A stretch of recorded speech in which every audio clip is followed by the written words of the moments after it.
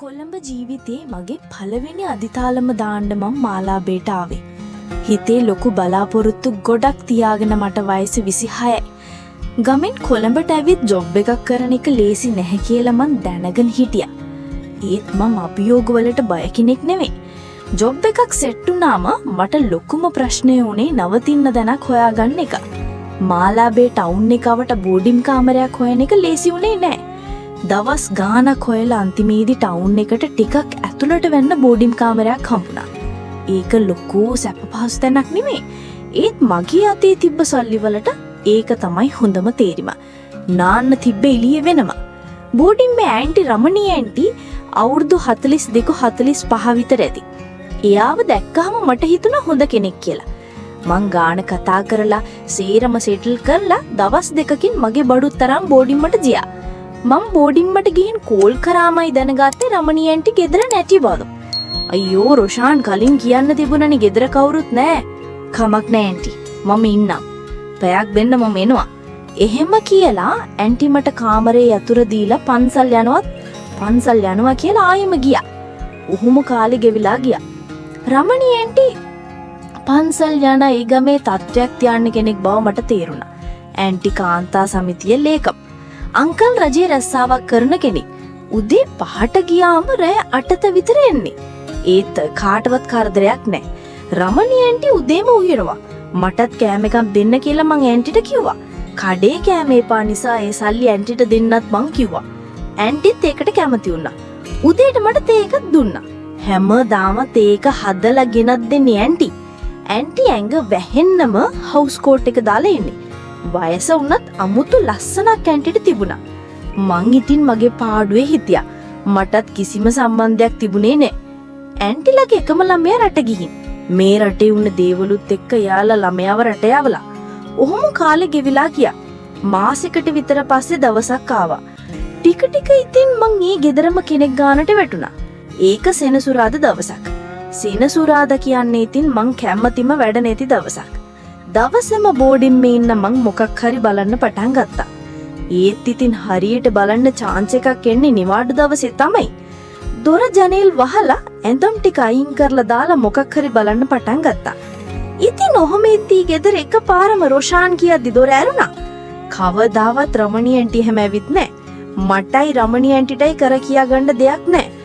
රමණී aunty ඇස් ලොකු කරන් බලන් ඉඳලා "සෝරි රොෂාන්" කියලා ගියා. මට මාර අප්සෙට්. මන් නවත්තලා කලිසමක් දාගෙන ගියා. අයි බලන්න. බලනකොට එළියේ බටයක් උඩට පොල් ගෙඩියක් වැටිලා බටේ පුපුරලා වතුර යනවා. ඒක බලලා මොකක් හරි කරන්න කියන්න ඇවිත් තිබුණේ. ඇන්ටි මොකක්ද උනේ? වෙච්චි දෙයට සමා වෙන්න මගේ වැරද්ද රොෂාන්. මමනේ වහපු දොර අරගෙන ආවේ. මම ජීවිතේ පළවෙනි පාරට ඔහොම දෙයක් දැක්කේ. ඒකයි මන් බය වුනේ. "සෝරි ඇන්ටි මම මේක හදන්නම්" කියලා මම බටේ හදුවා. ඊට පස්සේ ඔහොම ටික දවසක් නෝමල් එකේ ගෙවිලා ගියා. රමණී ඇන්ටි දැන් ඉස්සෙල්ලම ගේ නෑ. ටිකක් අමුතුයි. එදා වුණ දේ නිසා වෙන්න ඇති කියලා මම හිතුවා. දැම්මට තේක ගෙනත් දෙන්නේ නෑ. කුස්සියට කතා කරනෝ හදලා. මන නැහුවා "අයි ඇන්ටි දැන් තේක ගෙනත් නැටුව කතා කරන්න" කියලා. දැක්කනි එකපාරක් ඇවිත් වුණ දේ සේරම එළියේ දාගෙන හිටියේ. එහෙම කාමරවලට එන්න හොඳ නෑනේ රොෂාන්. ඒකයි දැන් කෝකටත් කියලා මෙහෙට එන්න කියන්නේ කිව්වා. "සෝරි ඇන්ටි ආයේ එහෙම වෙන්නේ නැහැ." "ඇයි ආයේ රොෂාන් මේ දේ කරන්නේ නැද්ද?" කියලා hina වුණා. මම බිම බලාගත්තා. "උහුම තමයි ළමයා. ඔයා තරුණ ළමෙක්නේ. අපි වගේ නාකි මිනිස්සු නෙවෙයිනේ." "කවුද අනේ නාකි? ඔය ඉන්නේ ලස්සනට." මට ඉබේටම කියුණා. "බොරු නොකිය ඉන්න රොෂාන්. ඉක්මනින් ලෑස්ති වෙන්න. ඔන්න පරක්කු වෙලා. අම්මට සිරි වෙලාව 7යිනේ." මාත් ටක් ගාලා ඇදලන් වැදට ගියා. ඔහොම ඉන්නකොට ටික ටික මට රමණී ඇන්ටිට කැමැත්තක් ඇති වුණා. ඒත් මුකුත්ම කරන්න ලැබෙන්නේ නැහැ කියලා මම හිත හදාගත්තා. එක දවසක් හවසට තේ බොද්දි රමණී ඇන්ටි මගෙන් ඇහුවා "මොකද දැන් බැඳින්න යහම නැද්ද" කියලා. මං කිව්වා "තාම රස්සාවක් හම්බුණා විතරයි පස්සේ බලනවා" කියලා. "දැන් ගෑනු ළමයි කිව්වම හොයාගෙන ඇතිනේ." "අනේ අපිට කොහෙද ඇන්ටි ගෑනු ළමයි සෙට් වෙන්නේ? ගෑනු ළමයි නැතුව නාකි ගෑනු සෙට් වෙන්නද?" රමණී ඇන්ටි hina වෙලා ඇහුවා. "එහෙමවත් සෙට් වෙන්නේ නැහැ." මමත් ඒ වෙලාවේ කියලා දැම්මා. "පිස්සුද ළමයා විකාර කියන්නේ නැතුව ගෑනු ළමෙක් හොලා ගන්නවා? මෙච්චර කල් ඉඳලම නැද්ද?" මම කැමැත්තෙන් ඉඳලා එක්කෙනෙක්ගෙන් ඇහුවා. යා මගේ මූණටම බැනලා ගියා. එදා මම මාර විදියට කඩාගෙන වැටුණි. මට මීට අවුරුදු ගානකට කලින් උන දේ මතක් වෙලා ඇස් වලට කඳුලක් කිනුණා. මගේ උර හිස්සේ නල්ලලා අනේ රෝෂාන් මම මෙහෙම දෙයක් දන්නේ නැතුව ඇහුවේ. මට ඇත්තටම ඇඬුණා කියලා මට සනසන්න වගේ හදද්දි මම එකපාරට එයාගේ පැත්තට බර වෙලා මගේ ඔළුව එයාගේ පපු පැත්තට තියාගත්තම අනේ රෝෂාන්ට දුක හිතුණද කියලා මම එහෙමම හේතු කරගත්තා. මට හැමදේම අමතක වුණා. මම රමණී ඇන්ටිට තව ටිකක් තදට බදාගත්තා. රමණී ඇන්ටිත් මුකුත්ම කිව්වේ නැහැ. මම අඬනවා වගේනේ. ටික වෙලාවක් ගියද්දි මට මේ දැන් ඇන්ටිව තවත් තදින් බදාගන්න හිතුණා. ඒත් මම මිස්සුවා. රෝෂාන් මේ මොකද? මම ඔයාලට කැමති ඇන්ටි. පිස්සු දහකලේ ඉන්න මං හිතුවා ඔයා මගේ එකම ළමෙක් වගේ කියලා. පස්සේ ඇදලා ගත්ත මගේ කොලරේගෙන එකපාරටම මාව තල්ලු කරලා මගේ කනට පාරක් ඇව්වා. රමණී ඇන්ටි මට කනට ගැහුවා විතරයි මගේ ඇඟ හිරි වැටිලා ගියා. මම බය වුණා මෙයාලා මේක දැනගත්තොත් මොනව කරයිද කියලා. ඇන්ටි මට සමාවෙන්න. මට පිස්සු හැදිලා වගේ හිටියේ.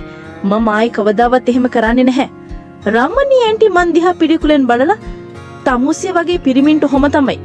මම හිතුවේ තමුසිය හොන මිනිහෙක් කියලා. දැන් මන් තේරුම් ගත්ත තමුසිය මොන වගේ මිනිස්සෙක්ද කියලා. මම බිම බලාගෙන හිටියා. මට මොනව කියන්නද? මම වැරදි. මම මේ ගැන ගෙදරට කියනවා. තමුසෙට මෙහෙන් යන්න වෙයි. ඒක ඇහුණාම මගේ බය තවත් වැඩි වුණා. මට යන්න තරක් තිබුණේ නැහැ. මං කොල්ලම් බාලුත්.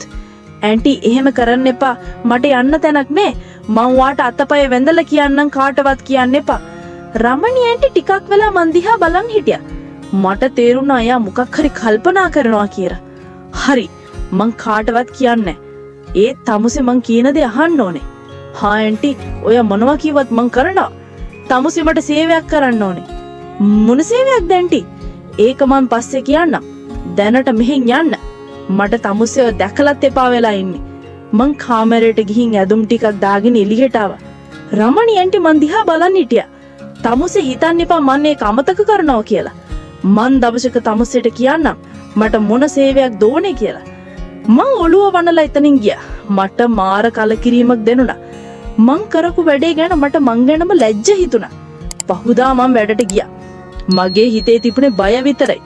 රමණී ඇන්ටි මොනව කරයිද? එයා මගේ මොන වගේ සේවයක් බලාපොරොත්තු වෙයිද? ඔහොම දවස් 2-3ක් ගෙවිලා ගියා.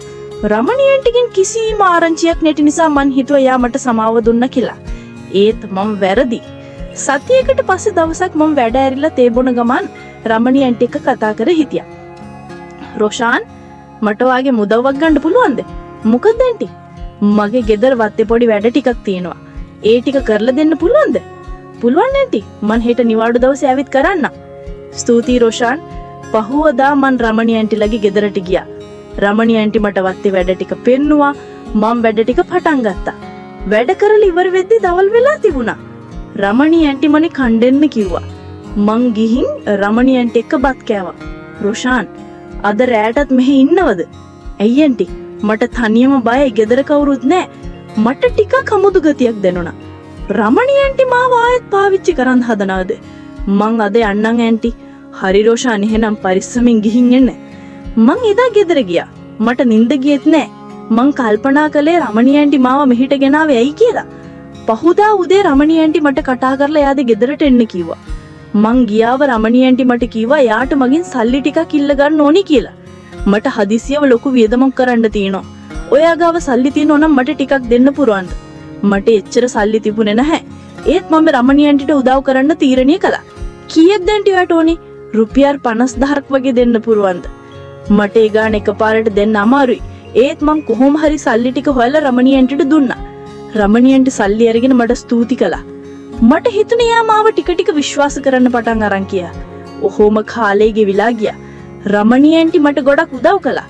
මට කෑම දුන්නා, මගේ ඇඳුම් සෝදලා දුන්නා. මං හිතුවා රමණී ඇන්ටි මට සමාව දුන්නා කියලා. ඒත් එක දවසක් රමණී ඇන්ටි මට කිව්වා එයාට මගෙන් තව උදව්වක් ඕනේ කියලා. මට ඔයත් එක්ක ටිකක් දුර ගමනක් යන්න තියෙනවා. ඔයා මගේ කියනවද? කොහෙද යන්න තියෙන්නේ? ඒක ගිහින්ම බලමු. මට ඒ ගමන ගැන ටිකක් බයක් දැනුණා. ඒත් මං රමණී ඇන්ටි එක්ක යන්න තීරණය කළා. අපි බස් එකක නැගලා ගොඩාක් දුර ගියා. අන්තිමේදී අපි ගියේ පාළු ගමකට.